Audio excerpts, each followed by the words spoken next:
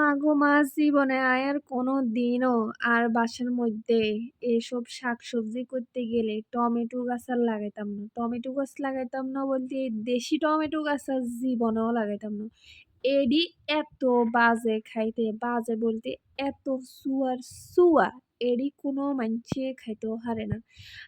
মনে করছি কি সুন্দর, সুন্দর টমেটো যে একটু রাঁধি। কারণ হইছে যে টমেটো ধরনের করে পাকনা টমেটো আর রাঁধিনো। কাঁচাগুন এত চুয়ানো তো ভাবলাম যে টমেটো পাকলে তো আর কি এত চুয়া হইবনি।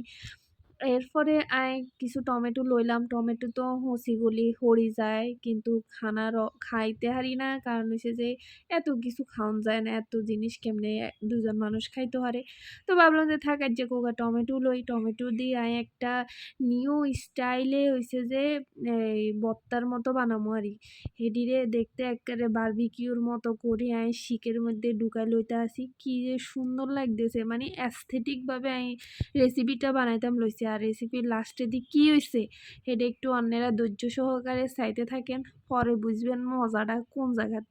তো শিকের মধ্যে এগা করি টমেটো গুন ঢুকাই লইতে আসি। কারণ হচ্ছে যে ছোট গুণ এগা শিকের মধ্যে ঢুকাইছি ইয়ান দিয়ে আবার বাতাসের লগে আর এরা পরিজান দিচ্ছে। যাই হোক বাতাসের লাই বলি কাঠেটারে দিয়ে রাখছিলাম। তো হয়েছে যে বড় গুণ এগা শিকের মধ্যে আর ছোট গুণ এগা শিকের মধ্যে ঢুকাইছি। নইলে হচ্ছে ফোড়নের সময় যদি বড় ছোট গুণ আগে হুড়ে যাব, বড় গুণ হরে টাইম লাগবে ইয়ার লাই আলাদা আলাদা করে দিছি। তো কি সুন্দর লাগে আনের একটু সান কি যে সুন্দর লাগতেছিল মানে একটা অ্যাস্থেটিক ব্যাপার আছে এটার মধ্যে। যাই হোক মানে একটা বড় লোকই ফিল হইতাছিল আর কি সুন্দর করে টমেটো বলে মানছি এনে হড়ে। যাই হোক এরপরে এটারে হুড়ি টুড়ি লইছি হুড়তাম গেছি আর এটা শিকের মধ্যে খালি ঘুরে এটা তো মানে এটার অপর ফিট আর হুড়তে হাইতেছি না কেলা এক ফিটই হুড়তে আছে। যাই কোন ভিডিওর মধ্যে তো এটা কন যাইতো না বা রেসিপির মধ্যে এটা দেখান যাইতো না, দেখাইতে হবে যে সুন্দর করে আমি পুড়ে ফেলেছি সবকিছু। এবার কথা জিয়া নইলো হেডা হইছে যে এডি কইতাম যাই তো আজ চুলার 12টা বাজা লাইছি কি রেসিপি টেসিপি এডি হরে কিত্তাম বুঝতেছিলাম না কি আগে রেসিপি বানামো আর নাকি আগে চুলা পরিষ্কার করুম।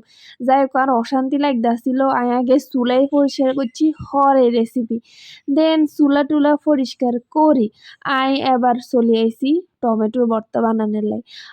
আগে পেঁয়াজ আর শুকনা মরিচেরে ভালো করি ভাজি করি লইছি লইডিরে লবণ দি ভালো করি কষলাই লইতে হইব।